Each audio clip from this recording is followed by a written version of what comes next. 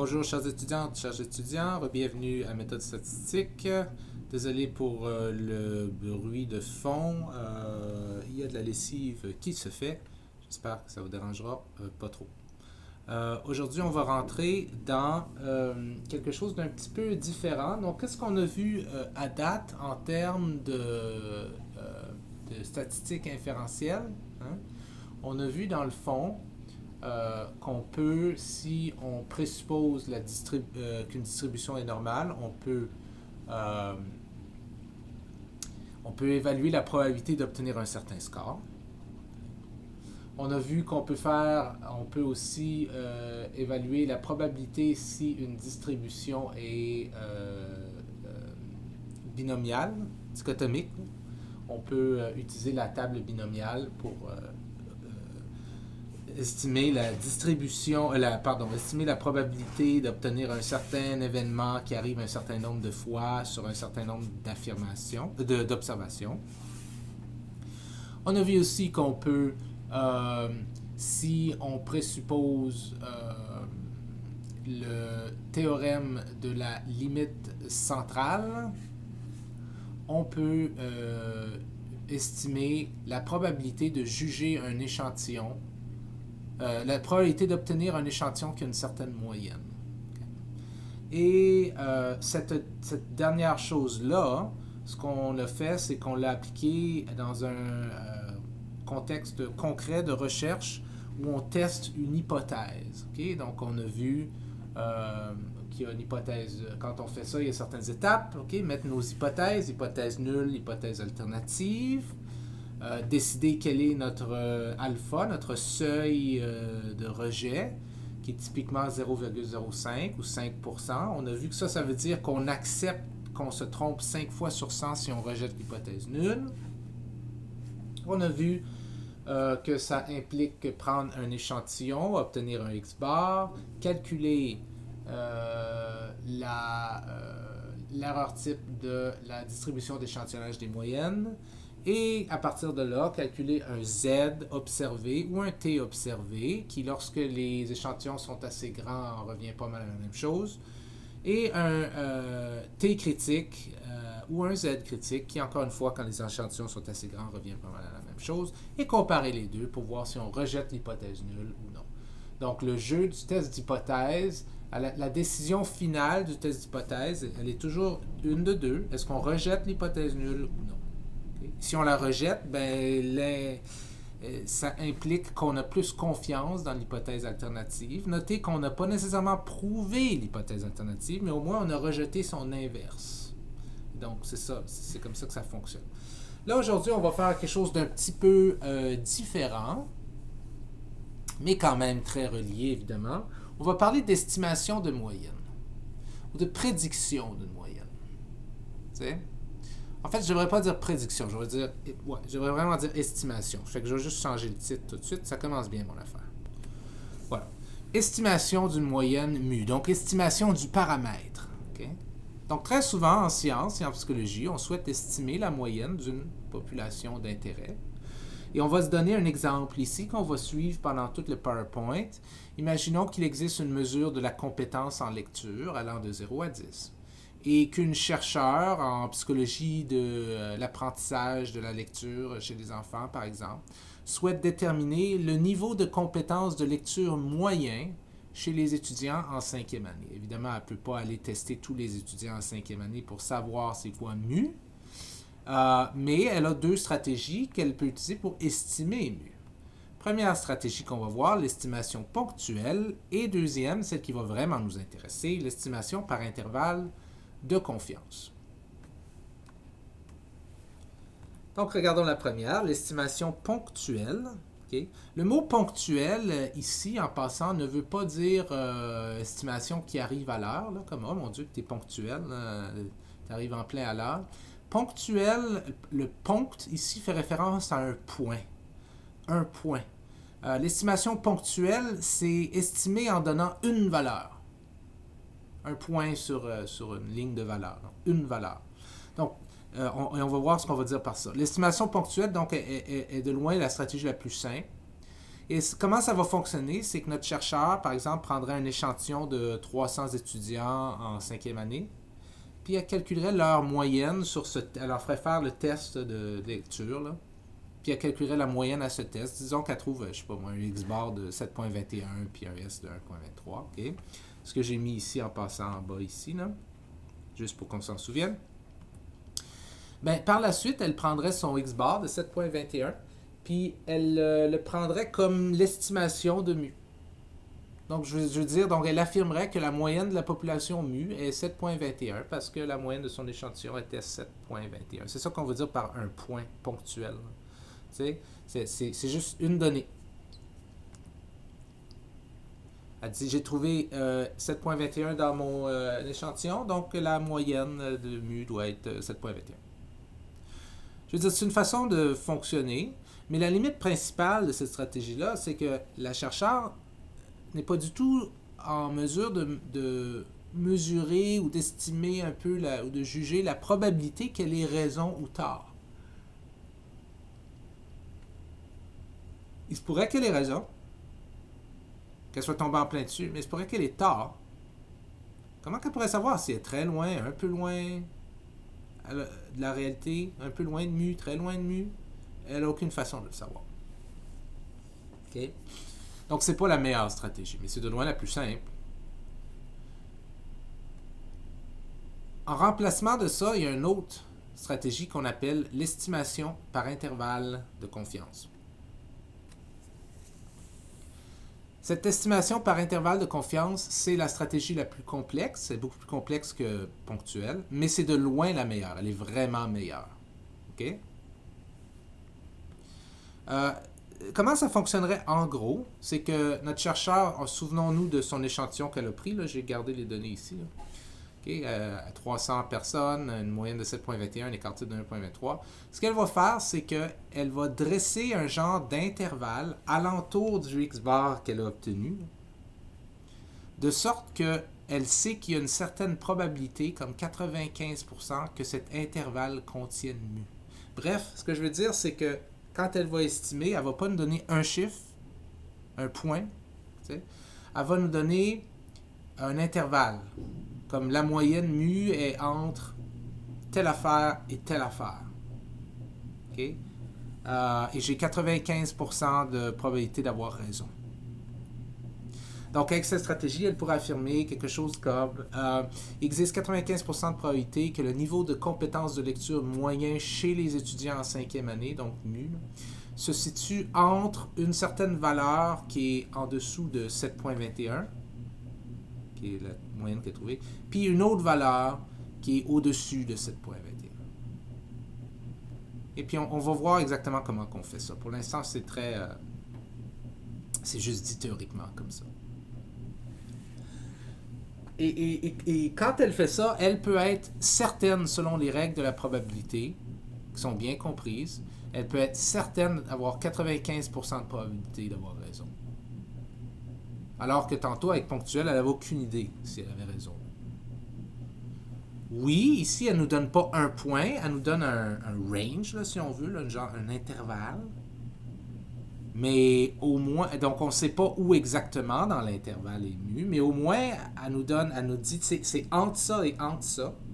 Garantie à 95% que c'est entre ça et ça, à quelque part. Okay? Et c'est mieux ça, parce qu'au moins, elle est confiante à 95%. Même si elle ne nous donne pas une réponse spécifique, elle nous donne un genre d'intervalle. Mais là, la question, c'est, OK, mais comment cette chercheure-là ferait-elle pour dresser l'intervalle alentour du X-bar, là, alentour de son 7.21? Comment est-ce qu'elle fait pour dresser un intervalle dont elle peut être 95% confiante?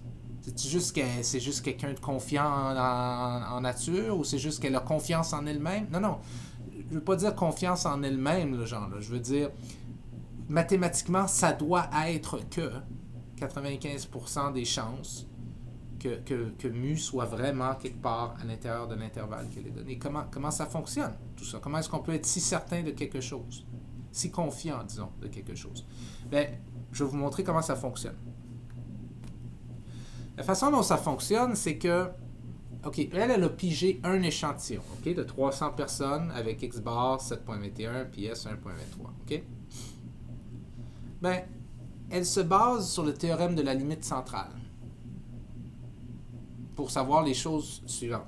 Elle sait que son échantillon, avec une fois de plus encore ici ces statistiques-là, elle sait que son échantillon, il représente 1 parmi une infinité d'échantillons de taille n égale 300 elle aurait pu piger de la population. Elle pourrait piger des échantillons pendant le reste de sa vie de cette population-là. Et le sien qu'elle vient de piger, c'en est un. Elle sait aussi que, selon le théorème de la limite centrale, si elle avait, dans une autre réalité, si c'était possible, piger une infinité d'échantillons, ou au pire aller, si dans cette réalité-ci, elle demandait à un ordinateur, par exemple, de piger une infinité d'échantillons de taille 300, elle aurait pu dresser une distribution d'échantillonnage des moyennes. Et elle sait que cette distribution d'échantillonnage des moyennes, avec des échantillons de taille 300, elle aurait les propriétés suivantes. Premièrement, elle serait gaussienne, comme on voit ici. Deuxièmement, sa moyenne à elle, mu x bar, tendrait vers mu, donc elle de toute manière probable serait égale à mu. Mu est ce qu'elle essaye d'estimer en passant là. Et son écart type ne serait pas un écart type, ce serait une erreur type qui serait égale à S divisé par la racine carrée de n. Alors, la chercheure sait qu'elle doit utiliser S parce qu'elle n'a pas sigma.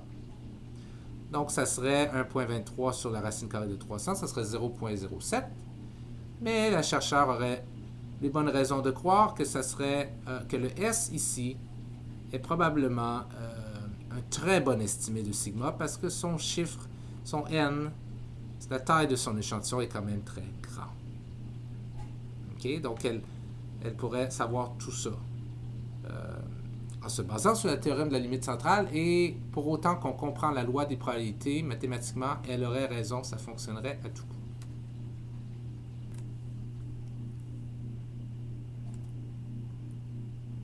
Comme la distribution d'échantillonnage des moyennes qu'elle sait qu'elle obtiendrait, elle sait qu'elle serait gaussienne, parce qu'une distribution d'échantillonnage, c'est toujours gaussien, c'est toujours normal. La chercheure sait qu'il y a 95% de probabilité que son 7.21 serait quelque part entre moins 1,96 erreur type à gauche de la moyenne, de cette distribution d'échantillonnage des moyennes, et 1,96 erreur type à droite de la moyenne de l'échantillonnage des moyennes. 95% de chances que ça tombe dans cet intervalle-là. 47,5% à gauche, 45% à droite. Ceci est clairement visible dans la table des Z. Okay? En effet, si vous allez à... si vous cherchez 47,5%, dans la table des Z, vous le trouvez ici, 0,475, et c'est à quoi? C'est à 1,96. Cling! 1,96. OK? Ce qui est, en passant, vous vous souviendrez, vous avez peut-être remarqué, ça équivaut à la même chose que le Z critique bidirectionnel pour un alpha de 0,05 parce qu'il reste 2,5% ici pour donner 50 et 2,5% ici pour donner 50. OK? Donc, elle saurait que elle saurait, cette chercheur-là, que son échantillon est un échantillon parmi plusieurs dans une distribution d'échantillonnage des moyennes. Et que, comme la distribution d'échantillonnage des moyennes est normale, 95% des échantillons pigés de leur moyenne tomberaient entre moins 1,96 et 1,96 erreur type, autour de la moyenne. C'est juste comme ça qu'est une distribution normale. C'est pas elle qui aurait inventé ça, c'est juste comme ça. Elle sait... Elle vient de tirer un échantillon avec une certaine moyenne et elle sait par définition que cet échantillon-là, il y a 95% des chances qu'il soit tombé quelque part entre ici et ici, dans la distribution d'échantillonnage des moyennes. C'est juste les lois de la probabilité. Donc, elle ne sait pas où exactement il est tombé par rapport à dans cet intervalle-là. Elle ne sait pas où. Il pourrait tomber ici. Le 7.21 pourrait être ici. Il pourrait être là. Il pourrait être là. Il pourrait être ici. Il pourrait être là. Elle ne sait pas, mais elle sait qu'il y a 95% de probabilité que son 7.21 serait quelque part entre ici, 1.96, moins 1.96 erreur type et 1.96 erreur type, alentour de la moyenne. Encore une fois, okay, parce que les règles de la distribution normale disent que 95% des données se situent entre moins 1.96 écart type ou erreur type et 1.96 écart type ou erreur type, et on le voit ici. Okay? OK. Donc, voici le point où est-ce qu'elle se dit, alright, j'ai 95% de probabilité que la moyenne que j'ai trouvée, elle se situe quelque part.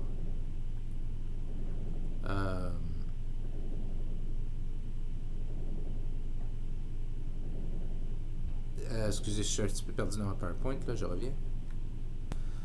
Donc, pardon pour ça. Donc, elle se dirait, j'ai 95% de chance, de probabilité que ma moyenne que j'ai pigée se trouve quelque part entre moins 1.96 erreur type et 1.96 erreur type.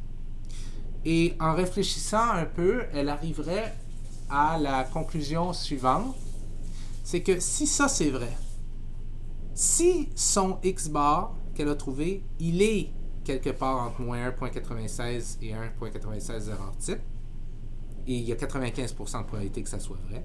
Si c'est vrai, si elle dresse un intervalle de 1.96 erreur type à gauche et 1.96 erreur type à droite de son X-bar, OK? Donc, imaginons que le 7.21 tombe ici. Si elle dresse un intervalle qui va de moins 1.96 erreur type à 1.96 erreur type alentour de son X-bar, elle obtient un certain intervalle, qu'on peut voir ici. En passant, comment j'ai juste pris visuellement, j'ai littéralement fait un copier-coller de la partie qui allait de moins 1.96 à 1.96. Je l'ai copié, puis ça donne ça ici, là. Okay. Et alentour du 7.21. Puis, si elle fait ça, là, ce qu'elle va remarquer, c'est que cet intervalle-là, il va toujours contenir mu x bar, qui est donc mu. Vous voyez, mu x bar est ici. C'est pour ça que j'ai mis la ligne pointillée là, qui descend. Là. Okay. C'est pour montrer où est mu x bar. Alors ici, on a un 7.21 qui serait tombé à l'intérieur de la zone où il y avait 95% de chances qu'il tombe. Puis on voit que si on dresse un intervalle allant de moins 1.96 erreur type à plus 1.96 erreur type alentour de ce point de 7.21 là, ici, okay, cet intervalle-là contient mu. Vous voyez, il contient mu. OK? Ça fonctionnerait... et ça va fonctionner pour tous les points qui sont à l'intérieur de cet intervalle de cet intervalle-là de 95%. Là. Donc, ça va fonctionner si 7.21 était ici. S'il était ici, ça contient mu, voyez-vous? L'intervalle contient mu. S'il était ici, l'intervalle contient mu. Ici, l'intervalle contient mu. Ici, l'intervalle contient mu. Ici, l'intervalle contient mu. Okay? En fait, ça va fonctionner 95% du temps. Pourquoi? Parce que je suis en train de dire que si c'est une distribution normale, et une distribution d'échantillonnage des moyennes est toujours normale, il y a 95% de probabilité que l'échantillon que le chercheur a trouvé se situe à quelque part entre ici et ici. Or, s'il se situe quelque part entre ici et ici, et il y a 95% des chances qu'il se situe entre ici et ici, si vous dressez un intervalle alentour du X-bar que vous avez trouvé, qui est de la même distance que ici et ici, donc moins 1.96 à gauche, erreur type à gauche, puis 1.96 erreur type à droite, cet intervalle-là va toujours contenir la valeur au centre, la valeur de mu. Voyez-vous? Peu importe où on se trouve, il va toujours la contenir. Okay. 95% de chance. Ça veut dire qu'il y a 5% de chance, 5% de probabilité que le 7.21 que la chercheur a obtenu, qu'il ne soit pas dans cette zone-là, right? Quand même. sais, une distribution normale dit il y a 95% distribution d'échantillonnage des moyennes, il y a 95% des moyennes qui vont tomber entre moins 1,96 erreur type et 1,96 erreur type, alentour de, disons, la grande moyenne. Mais ça laisse 5% des moyennes qui vont tomber à l'extérieur. J'en ai mis 2 ici en rouge pour le fun. Okay? Imagine que notre 7.21 tombe ici. Imaginons que le chercheur a trouvé un des échantillons qui tombait à l'extérieur là, de 95%. Okay? Si elle dressait son intervalle de confiance ici, vous voyez qu'il ne contiendrait pas mu. Il s'arrête avant. Même chose pour ici. S'il tombait juste après 95%, le 47.5, là, ici, okay, il ne tomberait pas, son intervalle de confiance ne contiendrait pas mu. Maintenant, la chercheur, elle ne sait pas. Son 7.21, c'est-tu lui? C'est-tu lui? C'est-tu lui? C'est-tu lui? C'est-tu lui? C'est-tu lui? C'est-tu lui? C'est-tu lui? Elle ne sait pas. Mais ce qu'elle sait, c'est qu'elle a 95% de chance que ça soit un de ceux-là qui tombe entre ici et ici. Ça se peut qu'elle soit tombée en dehors de la zone ici et qu'en dressant son intervalle de confiance, il ne contienne pas mu. Mais elle sait qu'il y a 95% de chance que ça soit un intervalle qui contient mu parce qu'il y a 95% de chance qu'il tombe quelque part ici. Donc, autrement dit, il y a 95% de probabilité qu'un intervalle de moins 1,96 erreur type et plus 1,96 erreur type alentour de son X bar qu'elle a obtenu, de son 7.21, contienne mu X bar, et donc, ça veut dire la même chose que mu. Hein? Et donc, c'est là où vous voyez, ici il contient, ici il contient, ici il contient, ici il contient, ici il contient, ici il contient, ici il ne contient pas, ici non plus il ne contenait pas, je l'avais oublié, là. Okay. C'est-à-dire que si vous faisiez ça 100 fois, là, vous en auriez 95 qui contiendraient, puis à peu près 5 qui ne contiendraient pas. Si vous faisiez 1000 fois, okay, vous en auriez 950 qui contiendraient, puis 50 qui ne contiendraient pas. Okay. C'est juste les lois de la probabilité. Sur lequel elle est tombée, elle ne sait pas. Elle n'a aucune idée. Elle ne peut pas savoir sur lequel elle est tombée. Es-tu tombée sur celui-là? Sur celui-là ou sur un de ceux-là, elle ne sait pas. Mais elle sait qu'il y a 95% de probabilité qu'elle tombe sur un de ceux en noir, là. Un de ceux où ça fonctionne. Okay? Donc, je vais juste garder ceux en noir ici, là, ceux qui fonctionnent.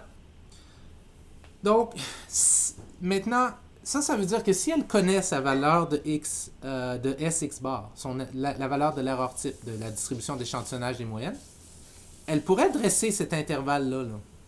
Elle pourrait mettre des chiffres à ça, là. Ça veut dire quoi? 1,96 fois l'erreur type. T'sais? Puis 1,96 fois l'erreur type ici. Elle pourrait dresser cet intervalle alentour de 7,21. Or, elle connaît son SX bar, son erreur type. C'est 0,07. Elle a déjà calculé. Okay?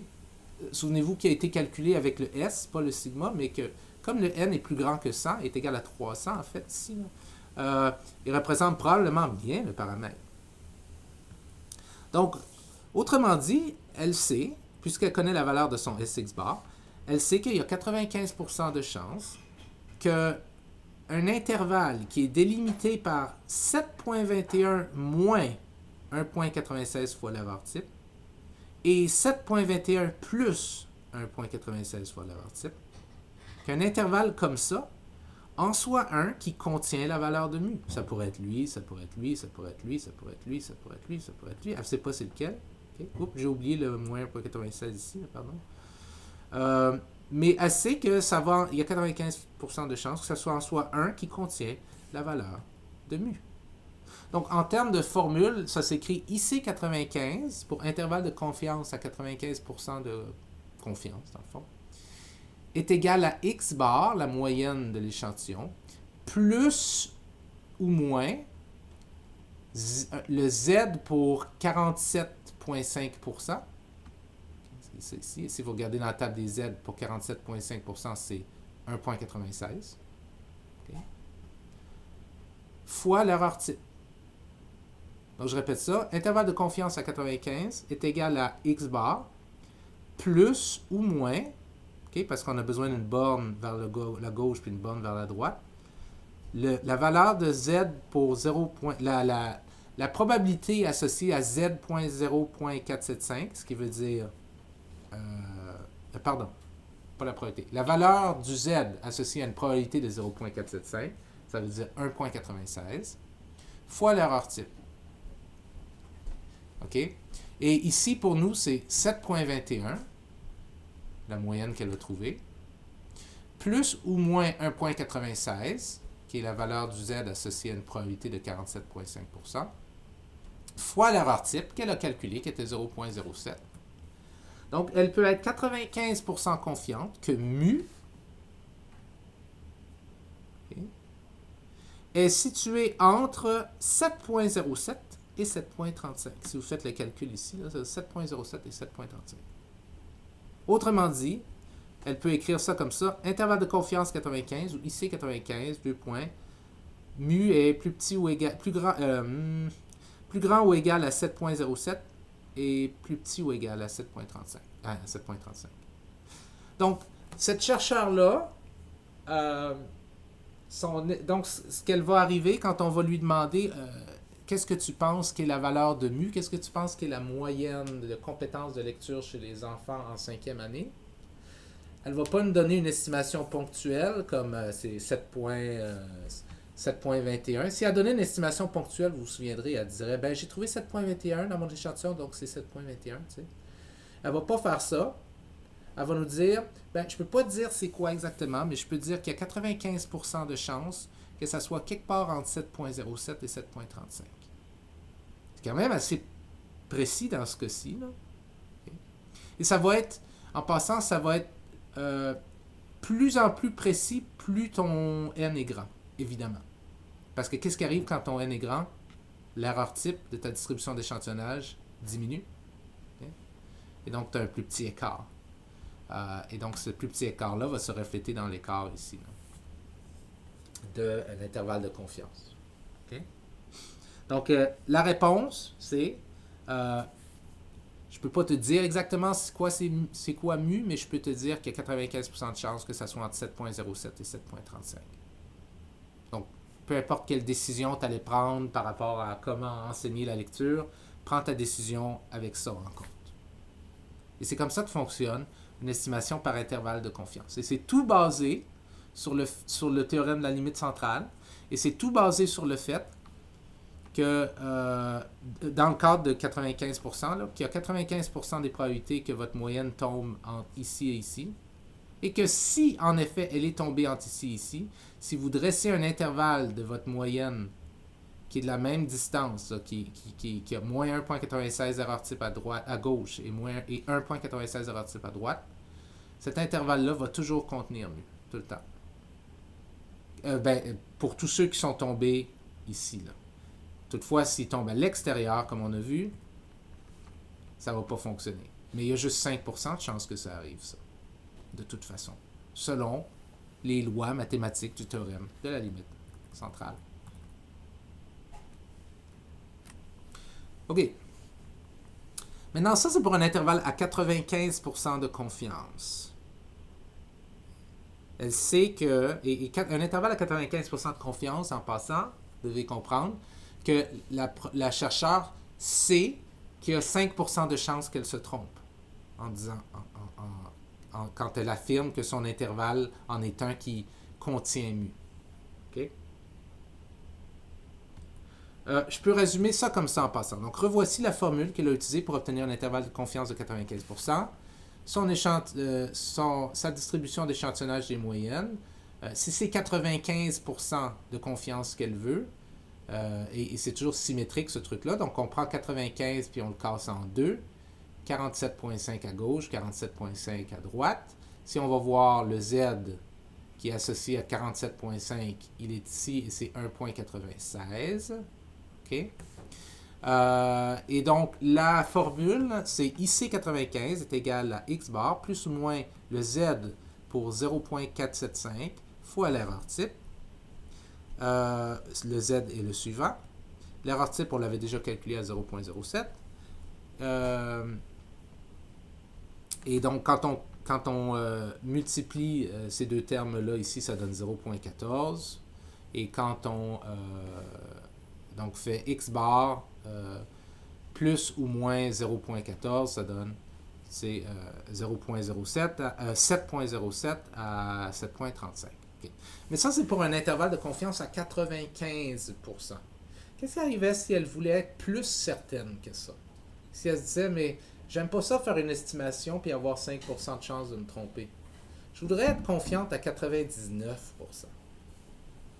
À 99%. Ben, ça changerait un peu sa formule. Regardez ce que ça changerait. Cling. Ça serait pour 99%. Première chose qui changerait, le Z changerait, évidemment. Right? Parce que maintenant, tantôt, c'était 95. Donc, il fallait que je split ça en deux. 47.5 à gauche, 47.5 à droite. Mais là, si je veux 99%, si je vais dans la table des Z, puis je lui demande,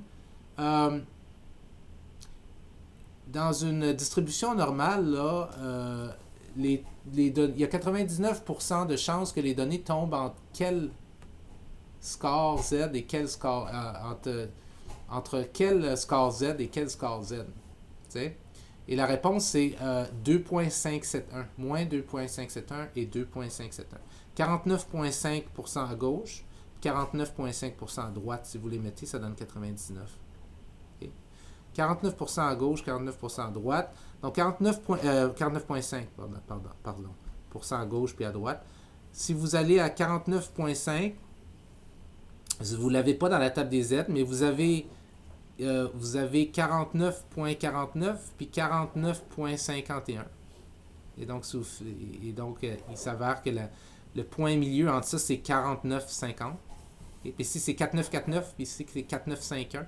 Ce que vous voulez, c'est 4950. Donc, il est en plein au milieu. Donc, c'est pas 2.57, c'est pas 2.58. OK? Ça serait à la place 2.575. J'ai mis 2.571 ici, c'est une erreur, je vais l'enlever tout de suite. C'est 2.575. OK? C'est au milieu entre 2.57 puis entre 2.58. C'est donc 2.575. Je vais le changer ici, je viens juste de voir l'erreur. Voilà, je l'ai changé. Oui, ça a été changé, donc j'ai juste mis 2.575 ici à la place. Là. Et donc, si vous la formule pour un intervalle de confiance de 99% est la même, sauf que ce qui change, c'est le Z. Right? X bar plus ou moins le Z. Avant, il était pour 0.475. Oups, avant, il était pour 0.475. Voyez-vous? Quand on était à 95% de confiance. Là, il est à 0.495. Pourquoi? Parce qu'on veut un intervalle de confiance de 99%. Donc ça change le Z, ça ne change pas le SX bar, mais ça va changer un peu le calcul de la multiplication des deux termes. Et donc, la chercheur dirait, j'ai 99% de chance que mu soit quelque part entre 7.03 et 7.39. OK? Regardez, ça c'était à 95%. Là, je vais switcher de 95 à 99. On va voir tout ce qui change. OK? Focusons ici premièrement. OK? Regardez juste ça. 95, 99. 95, 99. Qu'est-ce qu'on voit comme différence? Ben, on voit évidemment que il y a 95% des chances que sa moyenne tombe entre moins 1.96 et 1.96. 99, c'est changé évidemment, right? À 2.575. On voit dans la table des Z, on voit ici que c'est changé aussi. Okay? Et ça change quoi? Ben, ça change son truc ici. Okay? Ça change de 0.475 pour 95% à 0.495 pour 99%. Ça change la valeur évidemment du Z qui est ici, de 1.96 à 2.575. Okay? Ça ne change pas la valeur du SX bar parce que lui, c'est l'erreur type. Okay? Mais ça va changer le calcul évidemment de la multiplication ici. Là. Okay? De 0.14 à 0.18. Et regardez l'intervalle de confiance. Okay? À 95%, il part de 7.07 à 7.35. À 99%, 7.03, 7.39. OK? Et la chercheur, disons que quelqu'un lui demandait peux-tu me donner un intervalle de confiance dont tu es 90% certaine? OK? À la place. Pourquoi quelqu'un ferait ça? Ben, ça serait possible. Différentes raisons. 90%, mais ça changerait quoi? Mais 90%, là, remarquez ce qu'on vient de faire. 95%, 99%, 90%. Qu'est-ce que vous pensez qui va arriver à 90% dans la distribution ici? Ben oui, c'est ça. Elle va rétrécir. Clouk. OK? 90%, ça veut dire 45% de chaque barre. 45% de chaque barre. OK? Si je vais à 45% ici, je ne l'ai pas. J'ai 44,95 et 45,05. Mais si je fais la moitié, la moyenne entre les deux, okay, ça me donne 45%. Donc, ça me prend la moyenne entre 1,64 et 1,65. Bien, c'est 1,645. Donc, ça serait mes deux scores Z ici. Alright? En passant à 1,645, c'est quoi? Bien, quand on fait un test d'hypothèse unidirectionnelle avec un alpha de 0,05, c'est généralement notre Z critique. Donc, qu'est-ce que ça changerait? Bien, ça changerait ça ici. Et vous pouvez le voir. Je vais le changer. 95, c'était ça. 99, c'était ça. Puis là, 90, c'est ça. Ça change donc le Z ici. On a passé de 95 à 1,96, 99, 2,575, puis là, 90, 1,645. Ça ne change pas l'erreur type. Ça va changer le calcul, évidemment, ici. Okay. De 0,14 pour 95% à 0,18 pour 99% à 0,12 pour 90%. Et ça va changer, évidemment, l'intervalle. Je vais retourner à 95, regardez l'intervalle, 7,07 à 7,35. 99, 7.03 à 7.39. 90, 7.09 à 7.33. Ça veut dire ici que la chercheure nous dirait je suis 90% confiante que mu se situe quelque part entre 7.09 et 7.33. Si elle voulait un intervalle de confiance de 90%. OK, regardons ce qui se passe. On a calculé des intervalles de confiance avec 90, 95 et 99%. OK? L'intervalle qu'on vient juste de calculer avec 90%, ça donnait de 7.09 à 7.33. C'est une largeur de 0.24. L'intervalle de 95, ça donnait de 7.07 à 7.37. C'est une largeur de 0.28. L'intervalle de 99%, c'était de 7.03 à 7.39. Ça donnait une largeur de 0.36. Remarquez-vous quelque chose? Ce que vous devriez avoir remarqué, c'est que plus vous voulez être confiant, confiante de votre intervalle, plus l'intervalle est large. Right? À 99%, vous avez une largeur de 0.36. À 90%, vous avez une largeur de 0.24. Donc, plus vous voulez être confiant, il va falloir sacrifier de la précision. C'est ça que ça veut dire. Plus vous voulez être confiant de votre estimation, de votre intervalle, il va falloir sacrifier un peu de précision puis avoir un intervalle plus large. Et à la limite, savez-vous comment être confiant à 100%? Parce qu'il y a une façon de l'être, mais ça ne sert absolument à rien. C'est de dire, la moyenne de la population se situe quelque part entre moins l'infinité et plus l'infinité. Ou bien, si on veut être plus précis dans le cadre de notre exemple, ici, c'était un test qui allait de 0 à 10. Le test de compréhension de lecture, là. Ben, si la chercheure disait mu se situe quelque part entre 0 et 10. Ben, c'est comme, ben oui, évidemment, le test va de 0 à 10. C'est certain que mu se situe quelque part entre 0 et 10. 100% confiant se situe entre 0 et 10. Mais ça donne absolument rien, ça. Right? Absolument rien. Donc, plus vous voulez être confiant, plus votre intervalle doit élargir. Plus donc vous sacrifiez de la précision. Alternativement, donc l'inverse de ça, c'est plus vous voulez un intervalle précis, moins vous pouvez en être confiant. Par exemple, pour le fun, Si vous voulez être seulement 80% confiante de votre intervalle, ça donnerait un intervalle de 7.12 à 7.30 qui a une largeur de 0.18. Okay, qui est la plus petite largeur de toute à date. Mais pas plus petite que si vous vouliez être 50% confiante. 50% confiante en passant, là, c'est un intervalle où vous avez la moitié des chances d'avoir raison puis la moitié des chances d'avoir tort. Donc c'est vraiment pas bon, là. Mais la largeur est de 0.10. Toute petite largeur. C'est ça que je vous dis. Plus vous voulez être précis, moins vous pouvez avoir confiance. Et ce, jusqu'au maximum où est-ce que vous êtes tellement précis que vous donnez un point. Que la moyenne mu est entre 7.21 et 7.21. OK? Et ça, c'est quoi? Ben, c'est de l'estimation ponctuelle.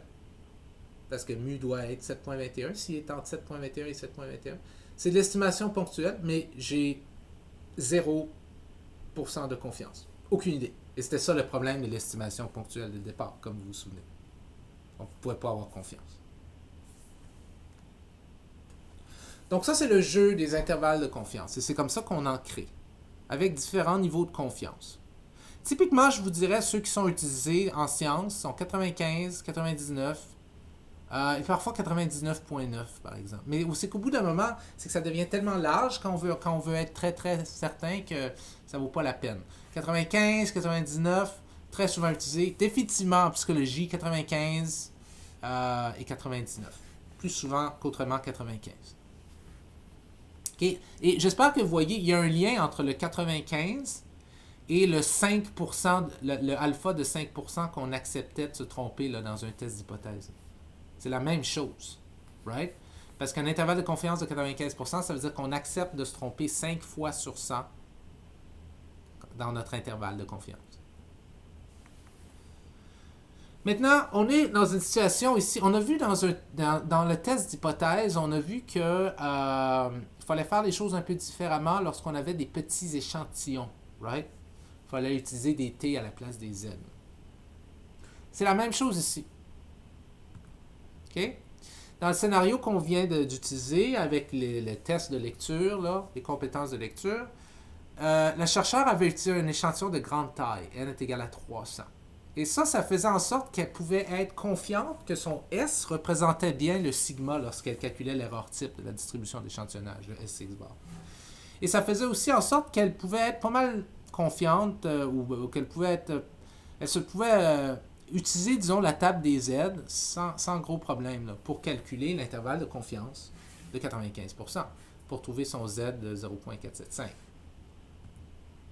Mais qu'est-ce qu'elle aurait fait si son échantillon était plus petit que 100 et vraiment plus petit comme 35, par exemple? Si elle avait pris un échantillon de 35 enfants, puis elle aurait obtenu les mêmes données là, que tantôt, là, une moyenne de 7.21 puis un S de 1.23, qu'est-ce qu'il aurait fallu qu'elle fasse? Bien, il aurait fallu qu'elle remplace ce Z là par un T. Et on va l'essayer ici. OK? Bien, première chose, en fait, qu'elle aurait dû faire, puis en passant, je remets les statistiques ici de l'échantillon. N est égal à 35, X bar 7.21, S 1.23. Elle aurait dû recalculer son erreur type, évidemment. Right?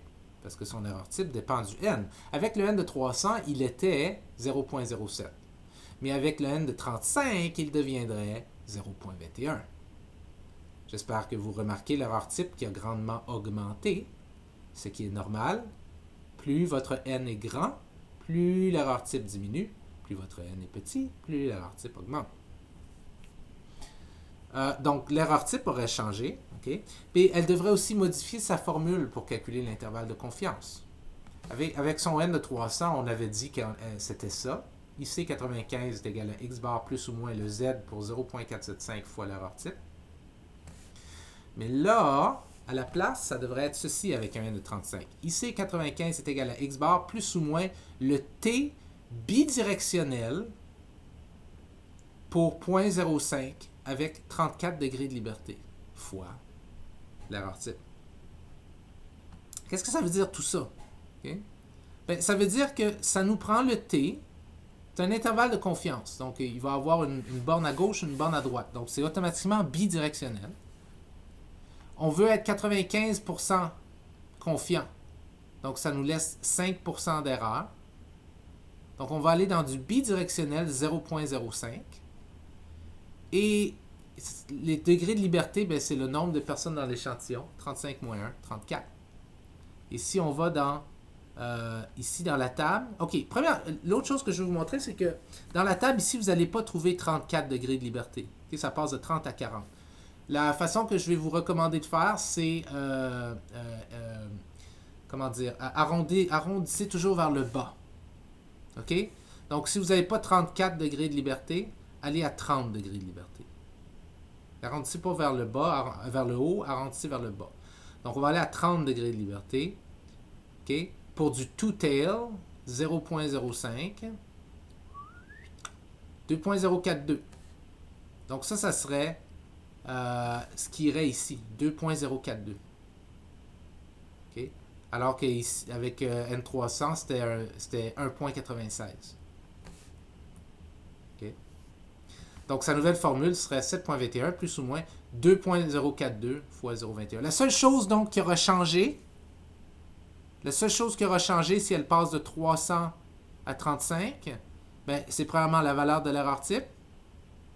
Puis deuxièmement, la valeur du T. Okay. Ici, c'est un Z pour 47,5%. Okay. 95% splitté en deux, 47,5%. Ici, c'est un T pour un T bidirectionnel à 0.05. Ce qui veut dire ça pour 95%. Là. Juste la table des T te dit le pourcentage qui reste. Okay? Pas 95, donc 0.05.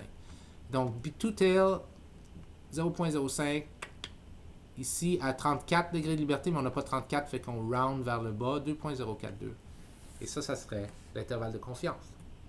Et ça, il donnerait donc un intervalle de confiance qui irait de 6.78 à 7.64. OK? Donc ça serait la logique ici, là. La formule. OK? J'aurais dû faire une petite animation ici, je ne l'ai pas faite, là, mais... Donc ici, on utilisait le 2.042. Oubliez les deux autres ronds, là, à gauche et à droite. On utiliserait seulement le 2.042. Mais même chose, 95%. Mais si elle voulait être confiante à 99%, mais 99%, ça voudrait dire quoi? Ben, on est toujours dans du two-tail, mais là, on ne serait plus dans 0.05. 99%, il reste 1%. Donc, on serait dans du 0.01 à la place. Puis, on serait toujours dans 30 degrés de liberté, parce qu'on n'a pas accès à 34. Là. Donc, ça donnerait 2.75. Donc, pour 99%, ça donnerait ça. X bar plus ou moins le T bidirectionnel pour 0.01 avec 34 degrés de liberté fois l'erreur type. 2.75 serait ce fameux T, ici. Et l'intervalle de confiance à 99% serait entre 6.63 et 7.79. Alors que pour 95, il était 6.78 à 7.64. OK? Donc, remarquez ce qui vient juste d'arriver, là. Il a élargi, là. Il a élargi vers la gauche, 6.78 à 6.63, puis il a élargi vers la droite, 7.64, 7.79. Pourquoi il a élargi? Parce qu'on veut être plus confiant. Plus on veut être confiant, plus il faut sacrifier de la précision. Si c'était 90% à la place, bien, ça serait X bar plus ou moins le T bidirectionnel pour 0.10, parce que c'est ce qui reste, ça. 90, c'est 0.10. Degré de liberté 34. Donc, 0.10, si on allait dans du two-tail, 0.10, cling, il est ici. Okay. Et on va dans nos degrés de liberté, 1.697. Ça serait donc la formule ici, et ça donnerait 6.85, entre 6.85 et 7.57. Okay. Ce serait donc l'intervalle le plus précis des deux, mais celui dont on a le moins confiance. OK? Juste, on va mettre tout ça ensemble. OK. Si j'ai 300 personnes, mon intervalle de confiance de 90% était celui-là. Il y avait une largeur de 0.24. Mais si j'ai 35%, mon intervalle de confiance avait une largeur de 0.72. Toujours pour 90%. Pour 95%, avec 300 personnes, mon intervalle était large de 0,28. Avec 35 personnes, il était large de 0,86. Pour 99%, mon intervalle de confiance avec 300 personnes était large de 0,36. Avec 35 personnes, il est large de 1,16. Qu'est-ce qu'on a conclu de ça? Ben, c'est que les intervalles avec des petits échantillons, N.35, sont toujours plus larges que ceux avec des grands échantillons, comme N égale 300. Et ce, même si le niveau de confiance est identique. 90% dans les deux cas, 95% dans les deux cas, 99% dans les deux cas. Puis on peut même comparer. Tu sais, on peut voir qu'un intervalle de confiance, on peut comparer, comme par exemple, remarquer que un intervalle de confiance de 300 personnes à 99%. OK? Donc, 99%, c'est quand même très large. L'intervalle est très large, 0,36. Il est quand même moins large qu'un intervalle de 90%, qui est supposé être qui est très précis, mais dont on a peu confiance, à 35 personnes. Hein? Vous pouvez faire des comparaisons comme ça si vous voulez. Donc, bref, la logique de ça, ce qui ressort de ça, c'est que le plus gros échantillon, le mieux. Et plus tu veux augmenter en confiance, moins ton intervalle devient précis. Okay? Et ça, c'est l'estimation par intervalle de confiance. Donc, j'espère que vous avez compris, mais j'espère aussi que vous avez des questions si vous n'avez pas compris. Encore là, ça va être beaucoup de pratique. Je vais vous en faire faire. Je vais vous écrire des exercices pour vous pratiquer. Je vous laisse là-dessus. Ciao!